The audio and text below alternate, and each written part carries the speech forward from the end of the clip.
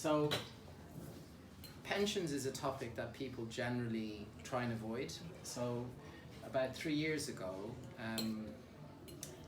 there was a famous economist who brought out a book called The Nudge Theory. So this guy, Richard Thaler, won an economic Nobel Prize because he brought out this nudge theory. The nudge theory is nothing else that if you have, for example, if you enroll everyone automatically in organ donation, they were very unlikely to opt out of donating their organs. And the same thing is true for pensions, effectively. So auto-enrollment, without auto-enrollment, people wouldn't do pensions. And now because employers are forced to do auto-enrollment, we're starting to build up considerable pension amounts across the country. So in Australia at the beginning of the 90s, there was no such thing as auto-enrollment, and today Australian pension funds are amongst the largest in the world, along with Canada.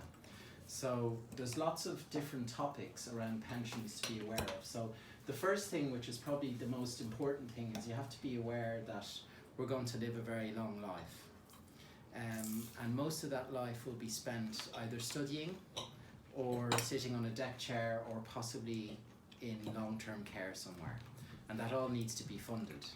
And this book is actually quite a good book to read because it also shows you the different structures around work and the gig economy and the fact that there's a lot of contracting and people are not auto-enrolled and they have to assume their own responsibilities to create their own pensions. Then the second book, because I always recommend a few books to read, obviously I haven't written them myself, so they're probably good, but the Little Book of Common Sense Investing is pretty good. That was written by a guy called John Bogle. He started Vanguard. Vanguard is the largest asset manager in the world. They're based near Bank in London and also in the US where they started. They have about 5 trillion under management, and they're very well versed in index fund investing. So low cost index fund investing. On the face of it, it makes sense. It has its limitations, but I brought that in because this is a very big topic at the moment in the world of investing. Pensions are not all about investing, it's actually deciding where you want to go and how you want to get there. The third book is Beyond the 4% Rule.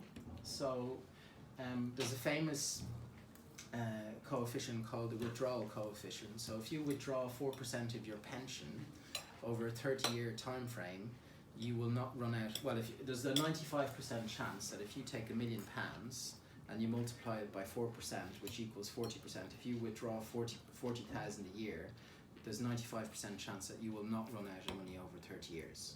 So that's called a withdrawal rate. And actually in the UK at the moment is 3.75%.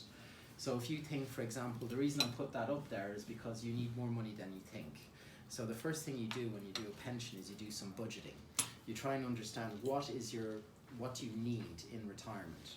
There's different ways of looking at that. So you can take that amount and divide it by 3.75%, and then you get an equivalent lump sum. Or you can take that amount and multiply it by 300. If you multiply that amount by 300, it also comes to an amount that's similar, or that's either the upper or the lower range, and the amount that you need for your pension as a lump sum is between those two amounts, generally speaking. Can you just repeat the first one? What was the calculation?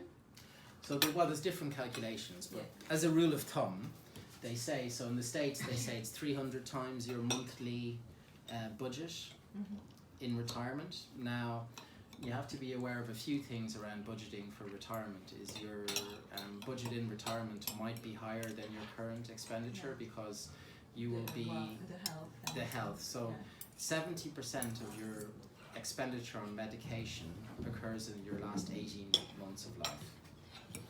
Yeah. So there's a lot of statistics around pensions. It's quite an interesting topic. I try and make it interesting because it dovetails with quite a lot of aspects of life. So one aspect is obviously longevity. So that's the first topic around pensions. So this is from the Office of National Statistics in the UK. They have a program called Visual Statistics, which is they try and make statistics more accessible to people. And this is quite interesting. So you can kind of see today, this is a 35-year-old female, and this is a 55-year-old male. And you can kind of see a 35-year-old female has a 97%, has 1 in 4 chance of reaching 97, and a 1 in 10 chance of reaching 102, right? And the chance of reaching 100 is over 1/8. So what I generally do is when I do a financial plan for my clients, I kill them off when they're 110, because that's generally how long you're going to live. So between 1900 and in the 20th century, life expectancy increased by 7 months for each year you lived. So it increased dramatically in the 20th century, and it's still increasing. Last year was the first year in a long time where it went slightly backwards. They're not clear if it's an anomaly or not, but for example, my daughter, who's 4, has a 50% chance of surpassing 100. And this, for example, is also the average of the UK. London will be much better, and if you're from a good socio-economic background, it'll even be better again. So the chances are this is a little bit falsified. Longevity plays a role, but what's also important is morbidity. Now, you can live a long life, you can have the money to plan for a long life, but if you don't spend your long life in good shape, it might be in vain. So we do a lot of work around critical illness. Critical illness is part of life insurance, income protection. These are things, for example, that self-employed or contractors have to put in place themselves. And these are the main critical illnesses that have been identified by the Office of National Statistics. So YLD are years lost to disablement per 100,000 in population. So there's a massive difference, for example, between the people that live in Chelsea and Kensington and the people that live in Glasgow. There's a difference of about 17 years on average how long you spend in relatively good health. So, you know, there's quite a lot of regional differences. So now we get to the meat of how the pension system is structured in the UK. So there's a state pension, which is similar to what they call the AHV in Switzerland. It's the first pillar, so it's the state pension, and that's quite low in the UK internationally speaking. If you contribute for 35 years, you get £168.60 a week at the moment. Now you have to contribute for 35 years. Alright, so if it's obviously based on fractions, and you have to contribute for a minimum of 10 years. And you have to earn around over £166 per week. It's a little bit technical. Sarah can correct me if I make any mistakes, but basically there's eligibility around national insurance contributions. But in the main, most people here are over that threshold. You can claim the UK state pension if you're resident in Switzerland, so you shouldn't be worried about Brexit as far as the state pension is concerned. There are double taxation, and there are social agreements, Sarah, isn't there, between Switzerland and the UK? And Switzerland and the UK, I think the UK it's the 5th biggest trading relationship that they have. So it will always be pretty quick to be resolved, and the UK wants to use the Swiss position outside of the EU to leverage themselves. So Switzerland and the UK will always have an agreement. So what you are saying is, if we are moving back to, for instance, in Switzerland, when we are aging, we can claim after the pension that we contribute for the 10 years here in the UK. Yeah, exactly. So to be eligible, you have to contribute 10 years. Yes.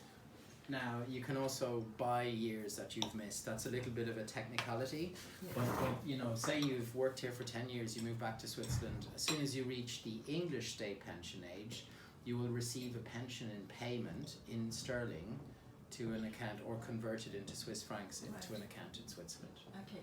Yeah. Thank you. What about the other way around?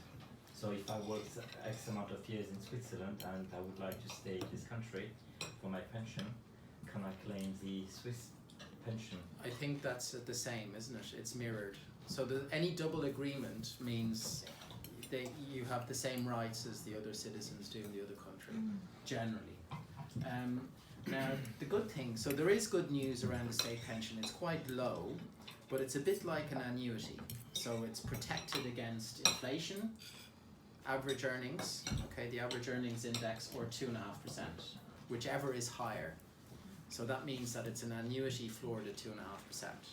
So this is the famous triple lock, because the politicians want to appeal to the silver voter, and this obviously inflation has been lower, many times lower than 2.5% over the last couple of decades. So what they've done is the older voters have actually benefited over proportionately. Now the second pillar is the auto enrollment. So the auto enrollment is your responsibility in effect, in terms of the investment risk that you run. So it's dependent on the employer and employee contributions at the moment. So this started in 2012. In Switzerland it has been mandatory since 1985. So this is a relatively new occurrence in the UK, and it's an effort by the government to try and encourage investment in infrastructure, because a lot of pension fund investments will flow back into the economy as well. So it's not lost money, it's forced savings, and the UK is quite bad at saving. So the average person in the UK can only survive for 28 days without a job. That's why life insurance is such a big thing here. There's about 25 million policies in this country because people don't have enough savings. So as I mentioned, it's a defined contribution pension, not to be confused with defined benefit. So defined benefits are old pensions which are being phased out, which were based on a salary or a career average. So they were a percentage of the salary that you earned while you were in your job, and they used a formula times the amount of years. At the moment, auto enrollment, this is the current tax year. There's a minimum of 3% that the employer has to pay and 5% that the employee has to pay.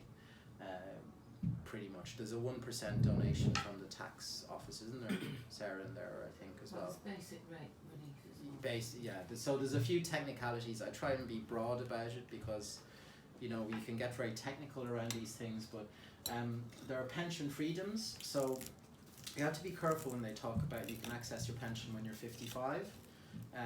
So any second pillar or private pensions, whether they're funded by the employer or yourself, they can be taken out before the state pension age. And the rule is state pension age minus 10. So it's not 55, it's state pension age minus 10. So most people in this room, if they retire at age 68, if that's the state retirement age, you'll only be able to access that money when you're 58. And that includes if you have a private pension and go back to Switzerland as well. The same applies. It's an excellent estate planning vehicle.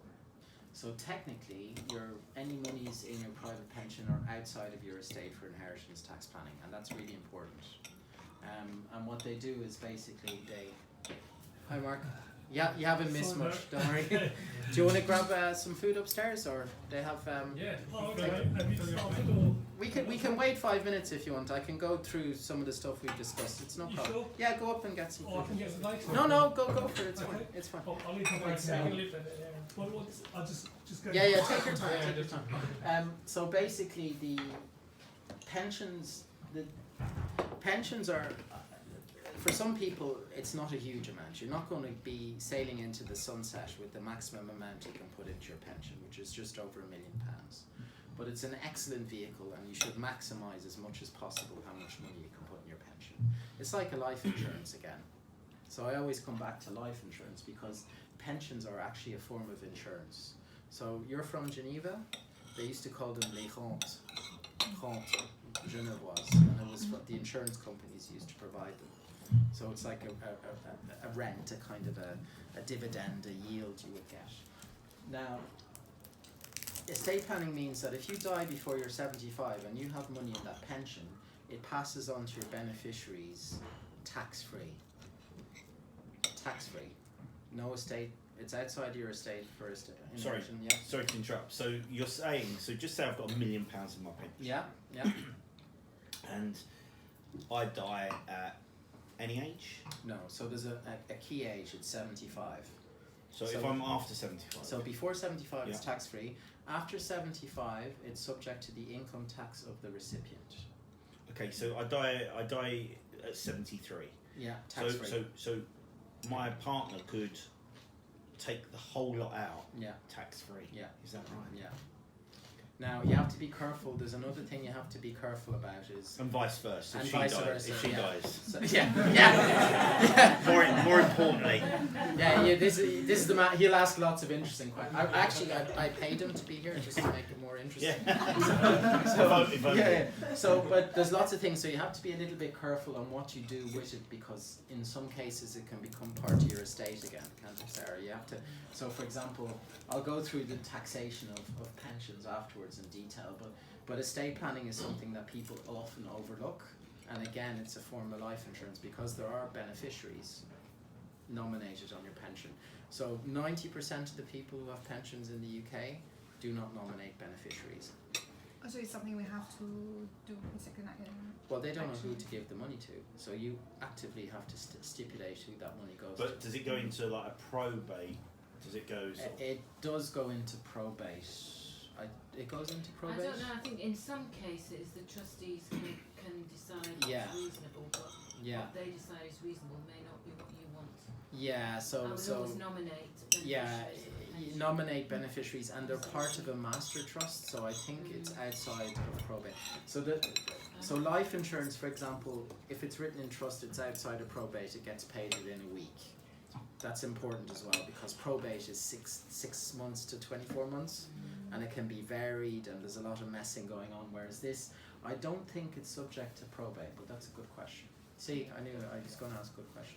So We will go to the different scheme of pension, or can I ask, because I was in an auto enrollment, and I just because they increased this year the amount, and I decided to contribute on my own, so I can also do some more.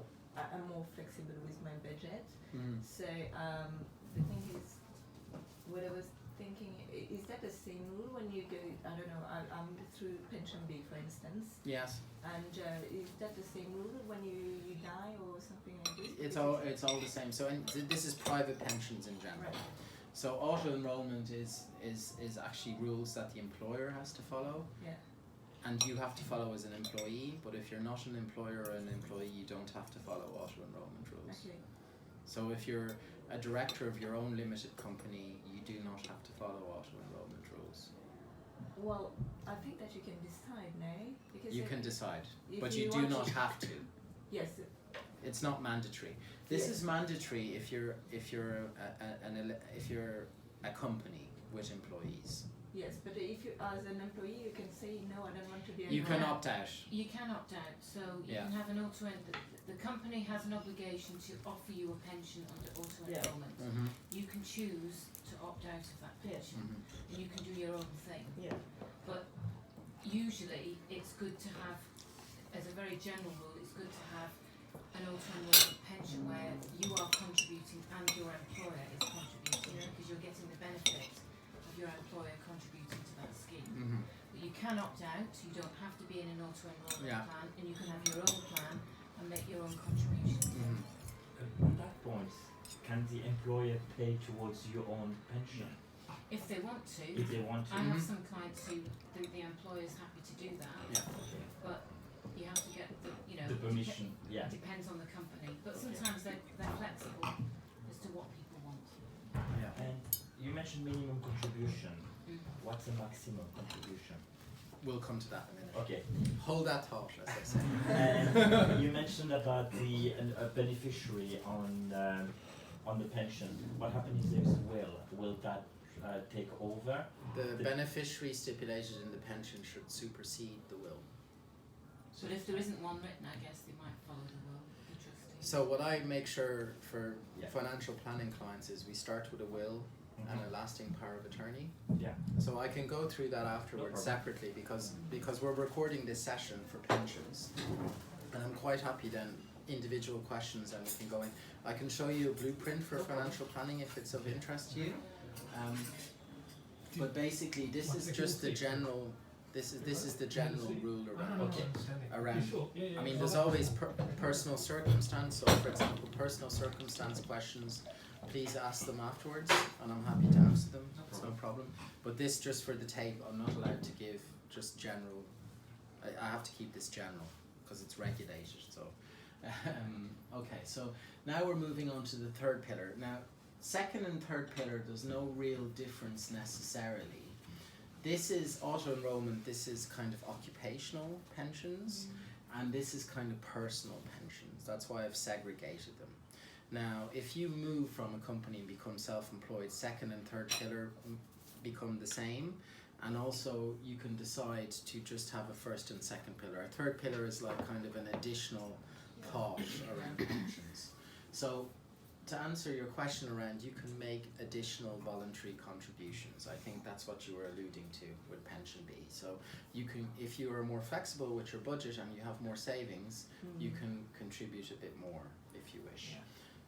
And I recommend doing that, and I have at the end of this presentation some key takeaways for you in terms of making some basic decisions which will make it worthwhile coming to this presentation this evening. Now you can set up a private pension, which I recommend if you change jobs often. Also the auto-enrollment pension schemes, the investment selections are quite poor, especially Nest. They're trying to improve it. It's not that expensive, but it's just not a great selection of what's available, and you can't invest in stocks and shares really. It's more like a fund-based solution. Now, pensions are really about long-term planning. So you're looking, you have to make long-term market and inflation assumptions. So these are big, big decisions that have to be made, and academics, fight over this. So there are big research bodies. So JP Morgan has long-term market and inflation forecasts, and so does GMO. There's a few fund management companies that look at this stuff because it's quite important for very long-term money like pensions. So pension modelling is important because, again, you're financing a very long period of time where you will not have any active income. So any income from labour. It's mainly going to be income from capital or so-called passive income, the holy grail that everyone wants to achieve. Getting a bit more tricky though now. So this is something that maybe you're not that familiar with. So the core of what I do is cash flow modelling. So my daughter looks at me sometimes doing this on my computer and says to me, "Oh, Daddy's painting colours on the screen," but in fact it's a little bit more complicated than that. It's basically what you do is, you have here on this, it can be multi-dimensional and there's quite a lot of inputs into this, but basically what you have on this, on the y-axis is basically your level of wealth in this example, and on the x-axis this is your age, okay? And it's not so big so you can't really see, but there's basically two different ages here, and this is a couple, okay? So this dovetails, so this is basically, you're making money here, you're earning, and then there are different life events that occur. Maybe one person falls sick, or someone starts to phase out work or retires early, and then you have, for example, then you have a second phase where you get into retirement, and then you have shortfalls, for example, okay? And then you have to work on that. And what you do is you do some contingency planning and stress testing.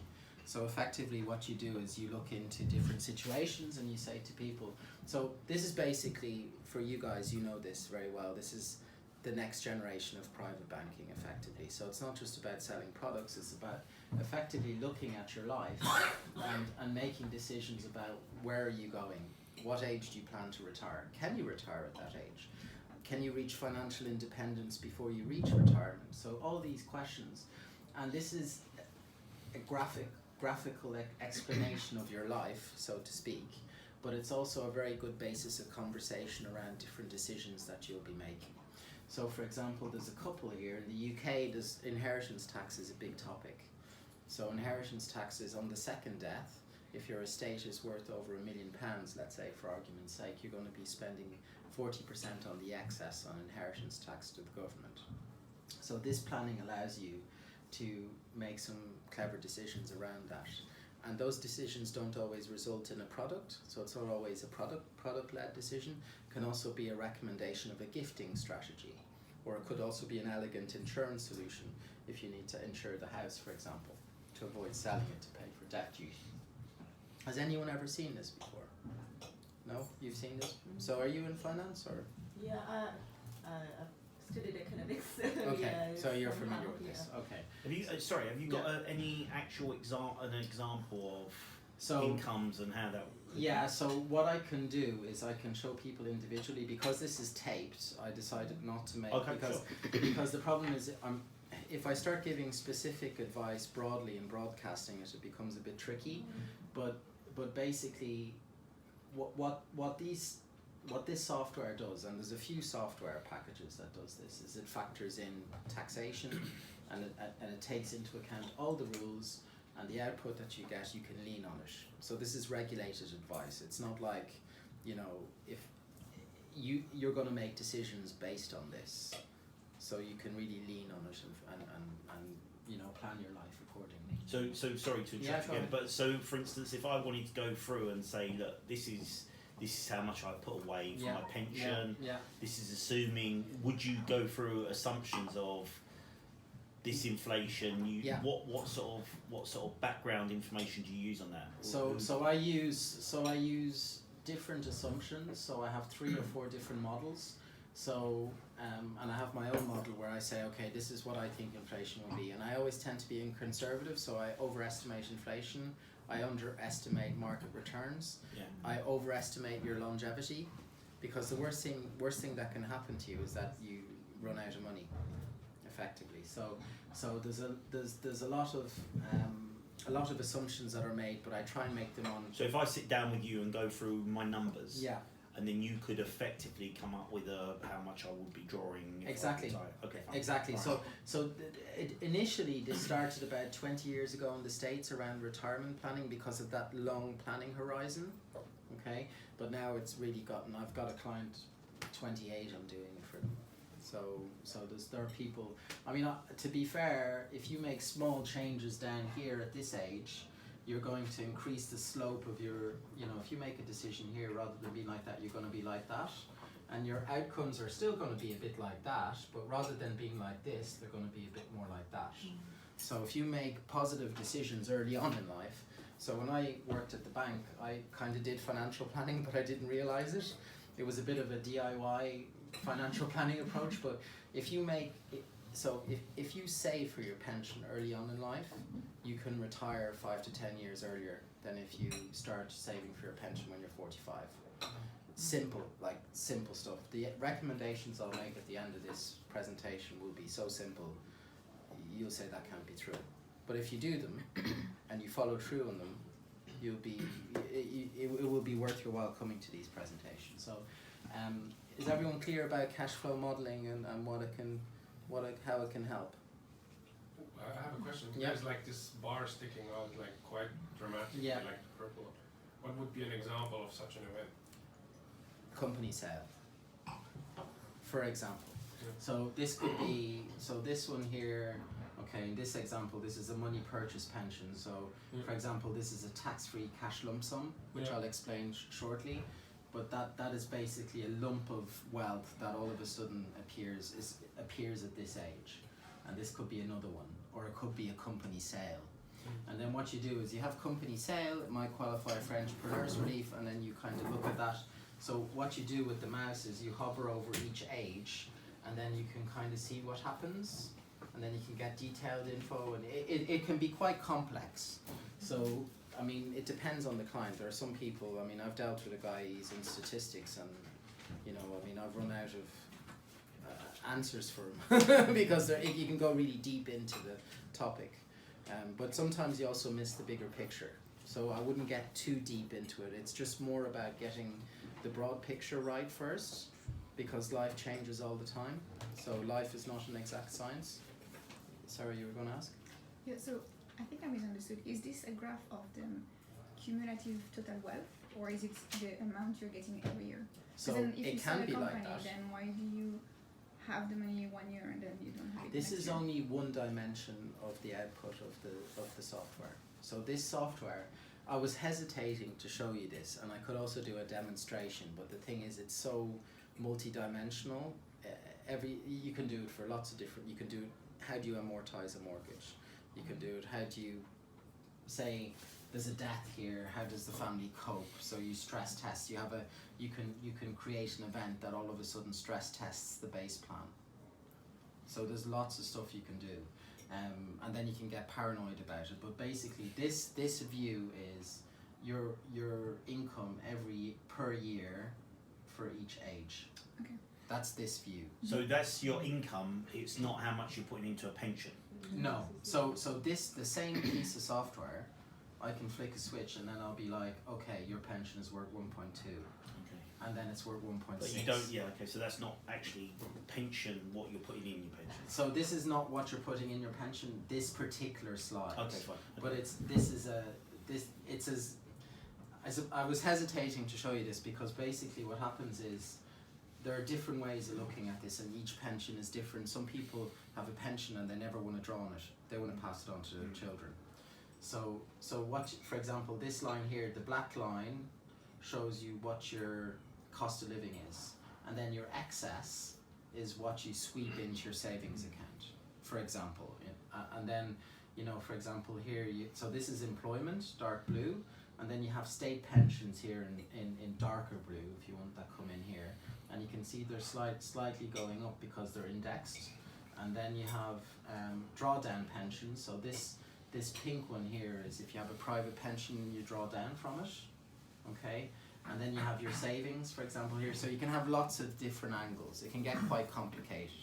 I had the option between showing something very simple and something medium complicated, and I went for medium complicated, but I wouldn't look into it too much detail. So UK, Switzerland, I guess that's why some people are here today.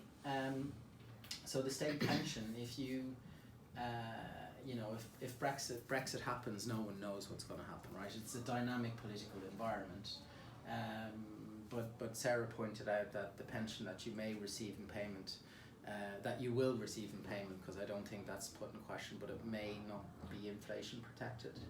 That's not clear, but that's as uncertain as it is at the moment. I mean, it's not going to change your life, but it's probably one question mark around pensions at the moment. Well, if it does happen, that kind of stuff, what are the you said that before that it couldn't be any bother for us because we will receive our pension, but there is also another point that I know that if you really want to take your pension back in Switzerland, you have to go through a trustee. Did I understand well? Again, I wouldn't overthink it too much. So this is the state pension I'm talking about. So the state pension is the state, no trustees involved. The state will pay you a pension, which is similar to the AFA, no trustees involved. It's but the UK government. Well, in that case, you cannot take it out anyway, so you can't. No. What happens if the state pension, for some miracle, the state, the United Kingdom decides to withdraw state pension, only to provide the state pension to be mean tested? Yeah, that's possible. It's very much likely to happen that way. But what's going to happen? So basically, if you live in Switzerland, The cards just. you mean tested. That's for obviously you're never going to get your UK state pension because quality of life is much higher over there. So these are questions. I mean, you can get extremely paranoid about all these situations. So far, I've used tax efficient savings, I've used pension savings, and usually what they tend to do is they tend to not make things retrospective. They tend to make things, so that means if you've done it until now, you're okay. It's just you can't do it anymore. Yeah. So. Sorry, I didn't listen. Yeah, don't worry. We'll just wait until they're finished. I mean, just give me a second. Yeah. Sorry. I think he's got. There's one more. Don't worry, it's okay. So can you just Where was I? Oh, the means tested pension stuff. I mean, the means testing. It's true, it could come in. Then they might have a problem because people will start saying, I'm not contributing to my national insurance anymore. So there's an element of how far can you go. The pension is already quite low. So if they start means testing it, then people will see national insurance as a form of tax, which it is anyway. So as soon as you become a kind of a medium level earner, any national insurance contributions that you make, you'll get less out of it than what you pay in. Yeah. So depending on how much you, depending on the assumptions, your state pension is worth about £200,000, roughly. Depends. It can be, estimates are between 160 and 250,000.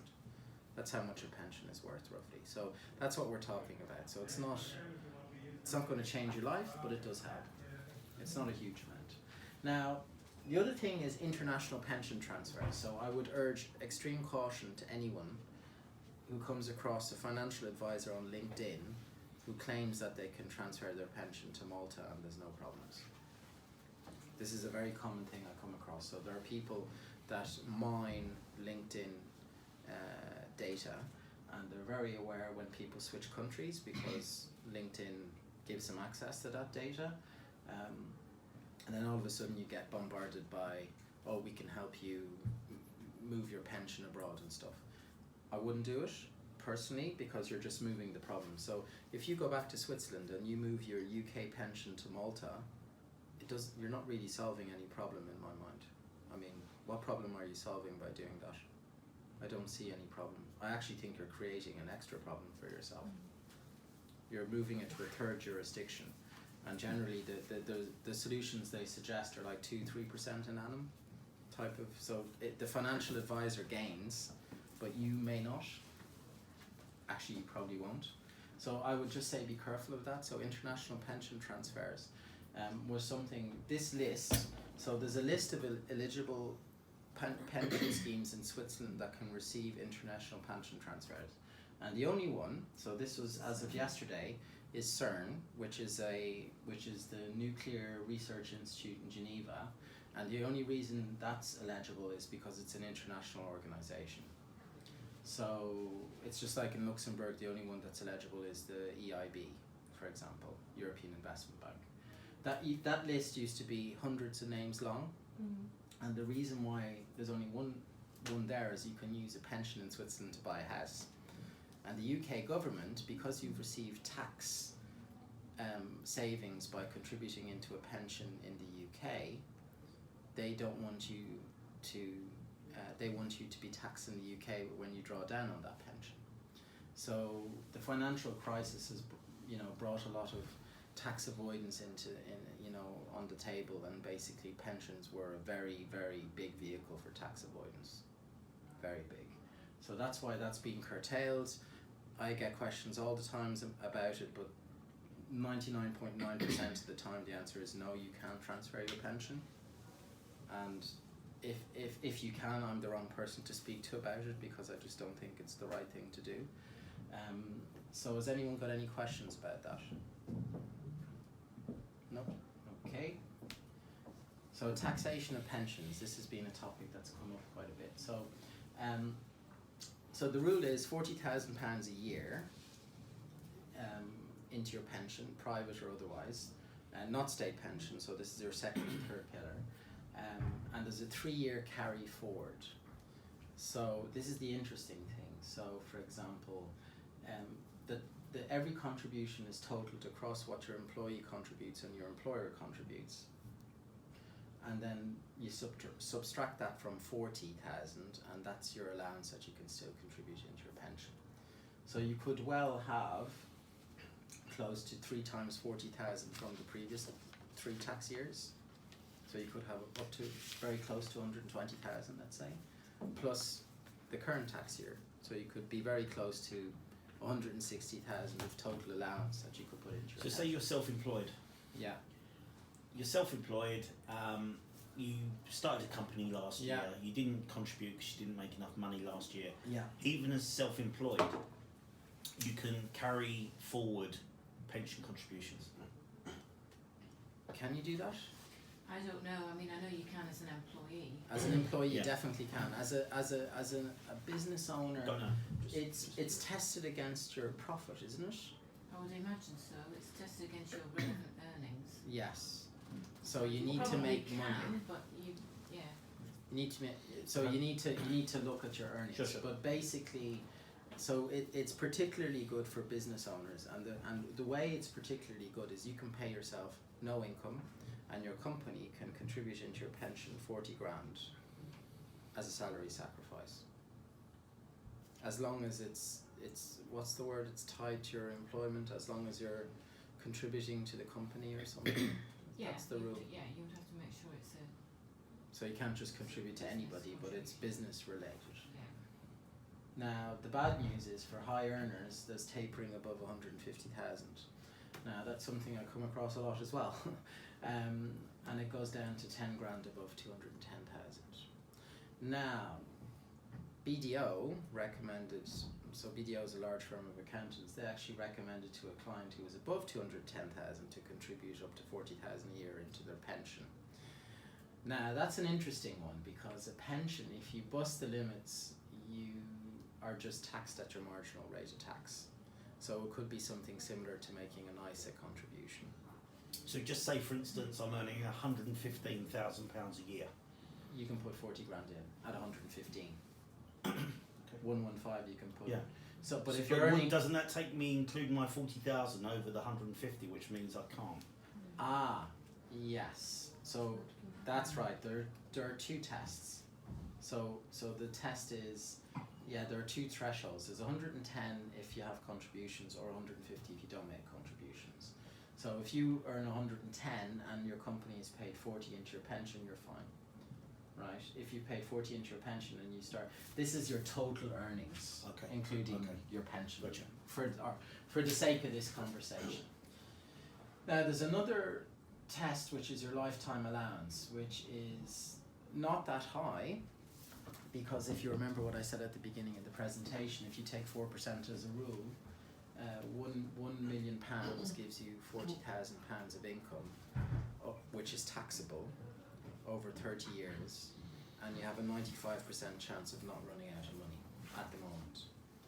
But 4% is still high. I would even say it's 3%, just for argument's sake.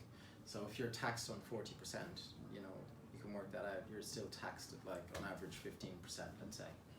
So is there an LTA in Switzerland? There isn't, actually, quite interestingly enough. There isn't an LTA as far as I'm aware. So there are very sizable pensions in Switzerland. So you can have, I've heard people have 15, 20 million in their private pensions in Switzerland. So senior management of Swiss blue chip companies get very, very generous pension contributions into their private pension. And that's where you get the 15, 20, 25 million pension contributions. And that's not very well publicised, and I don't know what the Swiss people would think about that, but I don't think they're that bothered, so that's why they exist. So the LTA is quite draconian in the UK. It used to be pretty high, so before 2006 it was unlimited, I think. So I think some hedge fund managers, I think some of them had 200 million plus in their pension schemes. And then I think before 2006 there was no limit on how much you could put in your pension, and I think up until 2011 you could put 250,000 into your pension a year, and now you can only put 40. So there's a lot of the government is clawing back a lot of the tax benefits around pension contributions, but there's still a lot of things you can do around pensions. I mean, if you contribute money into your pension, you can take out 25% tax-free cash on drawdown. So you're saving $1 million. It's not all going to be taxed as income. 75% will be taxed as income. Okay. But if you take, yeah, go ahead. Right. So if you start to take, just say I'm 55 and I decide to take 25%. Yep. Do I now have to start accessing the other 75%? No, you don't. Okay. So there's about 20 ways of how you can actually. So I can leave that still accruing. You can leave it accruing. There are different ways. So just because you take the lump sum doesn't mean you have to start drawing. No, it doesn't. It doesn't. And there are different ways, but you have to be careful because depending on how you draw down, you can only contribute 4,000 a year into your pension again. Okay. So that's a bit more technical, but it's true that you can continue to. You can just take out to 25%. Okay. So there's a lot of people that are again in the UK strapped for cash.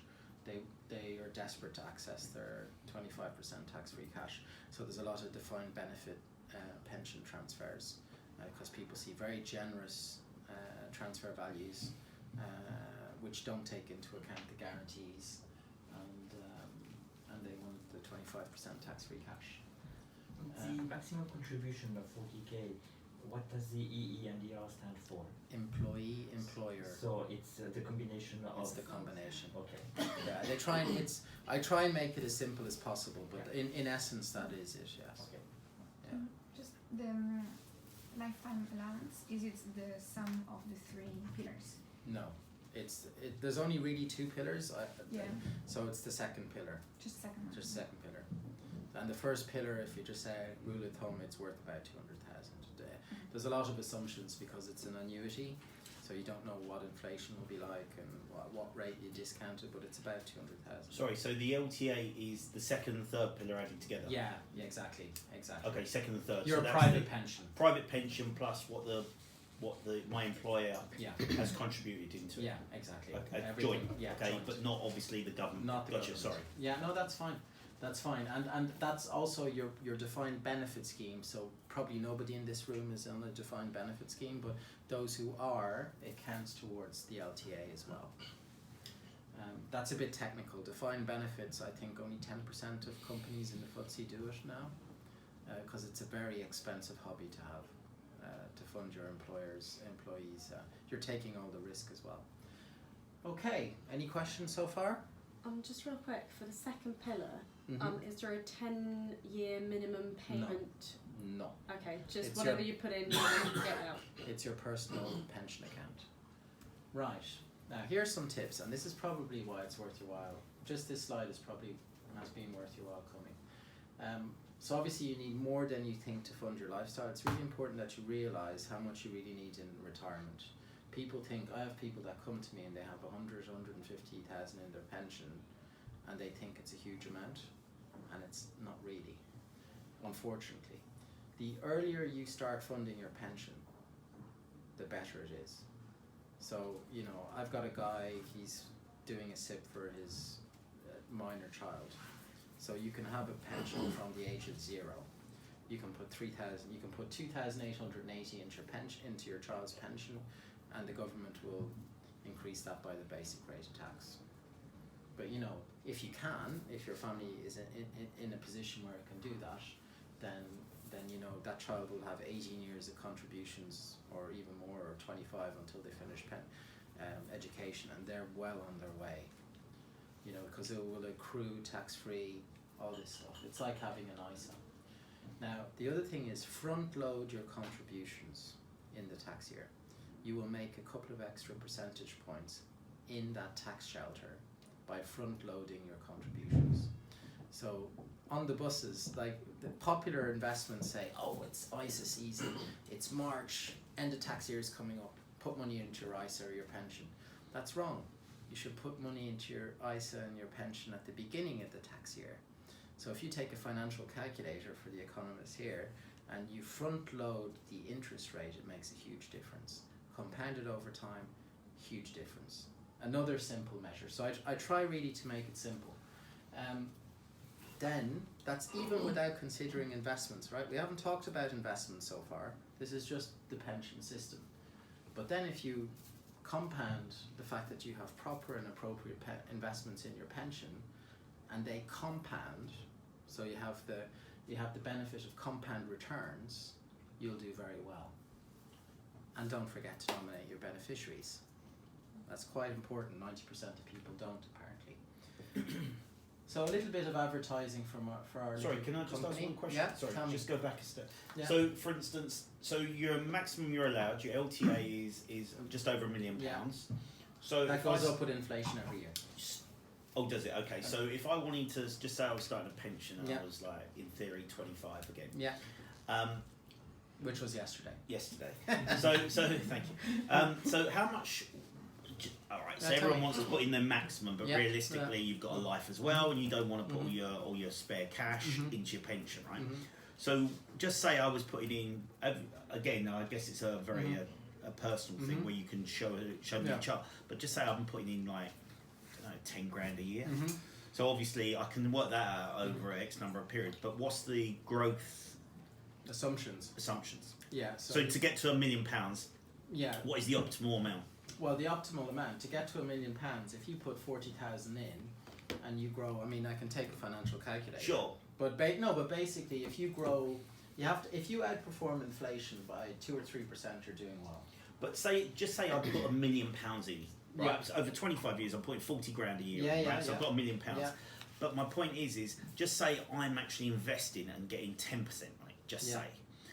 Does that LTA still apply? So is it so does. I can't actually make, even if I'm a super great pension investor, I'm making 10%. I'm still capped at £1,055,000. You're still capped. So you want to put in less than 40 grand, obviously. So you. Yeah, or as you get up to $1 million, you will keep up with inflation afterwards. Okay. So everyone who comes up to LTA, what they end up doing is they end up having kind of cash balances. Okay.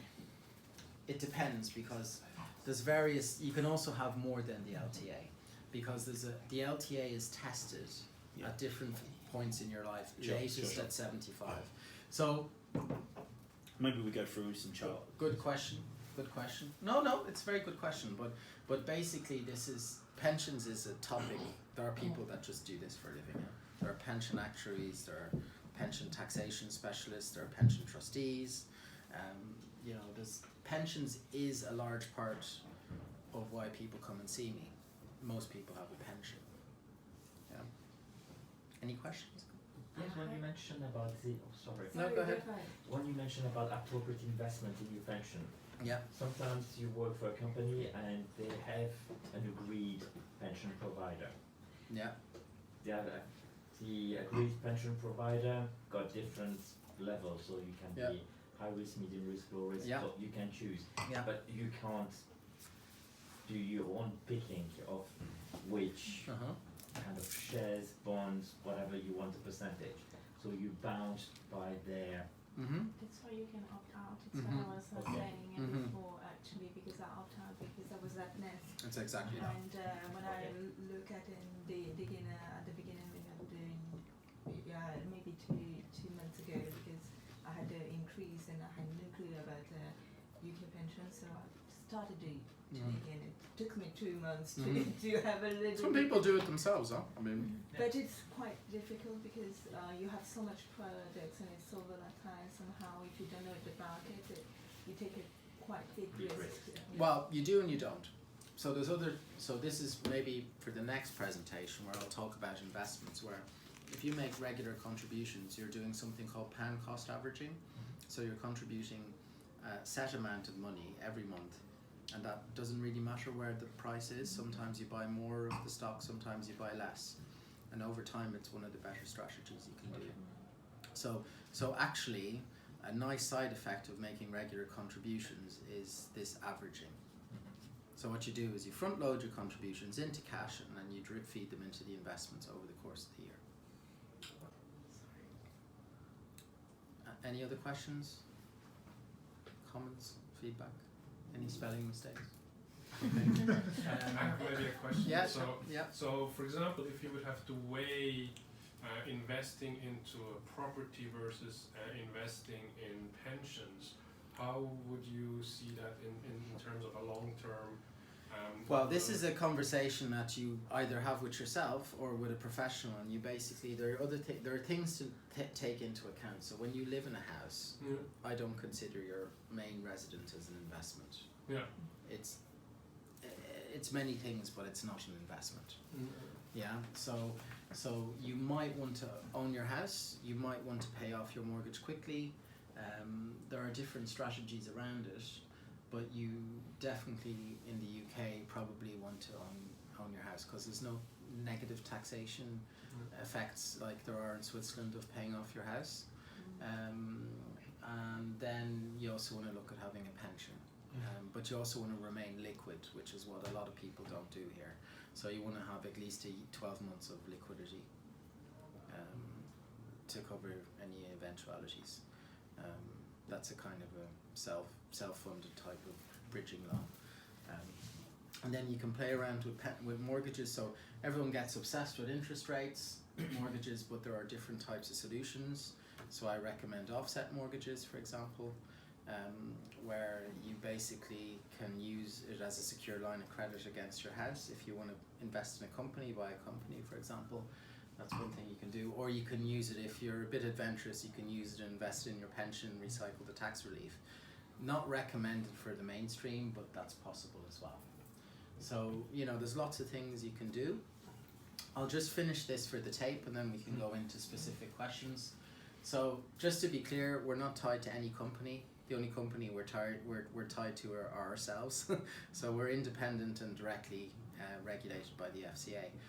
A little bit similar to the Vermögenszentrum, but they're not independent. Even though they say they are, they're not. So everything we do is clear, it's fee-based, everything is declared, all the commissions, there's no conflict of interest. We're based near bank. What we do is if anyone has anything they want to discuss, which happens sometimes after these presentations, and they want to take offline, they can come and visit me at my office. It's confidential. I don't judge, I try and help, and if I can't help, I'm honest about it. So there's a no obligation 1 hour consultation, which you can book on our website. It's automatically linked into my calendar, and that's the website if you want to go and visit it.